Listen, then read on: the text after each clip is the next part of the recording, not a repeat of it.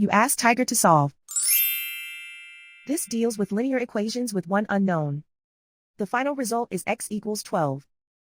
Let's solve it step by step. Group all constants on the right side of the equation. Subtract 95 from both sides.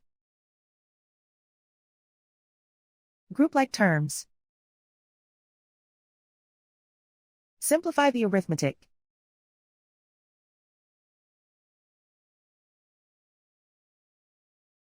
Convert the x into a positive number. Multiply both sides by -1.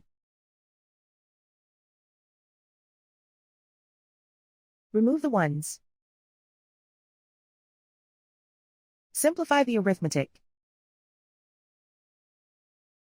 And so the final result is x equals 12.